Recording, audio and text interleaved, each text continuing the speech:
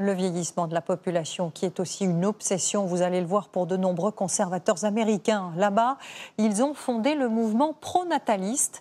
Leur credo, faire des bébés sous peine de voir notre civilisation disparaître, et ils comptent bien peser dans la prochaine élection présidentielle. Axel Monnier et Mathieu Derrien. Il est le plus célèbre porte-parole du mouvement, Elon Musk, milliardaire et militant pronataliste. Faire des enfants, c'est sauver le monde. Le patron de Tesla est père de 11 enfants et s'affiche très souvent avec sa progéniture. Car il en est persuadé, la baisse de la natalité va entraîner le déclin de notre société. Et il n'est pas le seul. La tendance nataliste renaît aux États-Unis et a même tenu sa première grande conférence il y a quelques mois. Un rassemblement dominé par les ultra-conservateurs. Certains gravitent déjà dans l'entourage du candidat Donald Trump. Dans leur tête, c'est la civilisation occidentale blanche qui est menacée. Car tous s'appuient sur un fait. La natalité est en berne aux États-Unis, comme dans la plupart des pays développés.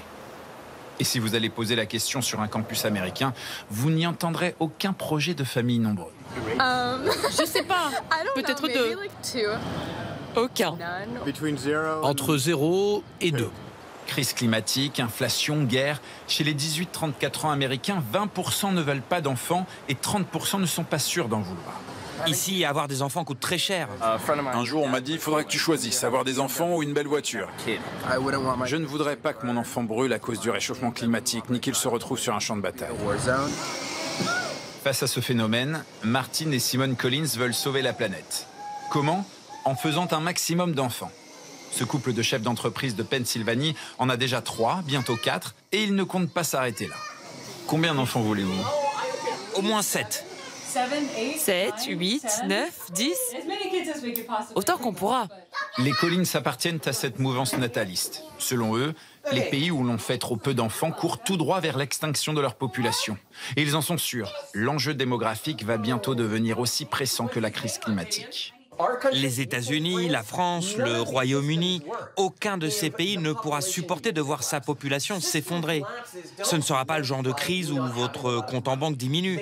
Je parle d'une situation où les gens mourront de faim dans la rue, où ils gèleront froid l'hiver. Et pour ceux qui ne veulent plus procréer par crainte de l'avenir ou par souci de préserver la planète, le couple a un message. Si vous estimez que l'éducation, la connaissance, les droits des femmes sont importants, alors l'avenir dépend de votre capacité à faire des enfants et à leur transmettre ces valeurs. Une vision démentie par la majorité des démographes et économistes. La question n'est pas combien de personnes nous mettons au monde, c'est plutôt de savoir si ces personnes seront productives et efficaces sur le long terme. Natalité, mais aussi avortement, ces sujets occuperont une place centrale lors de l'élection présidentielle de novembre prochain.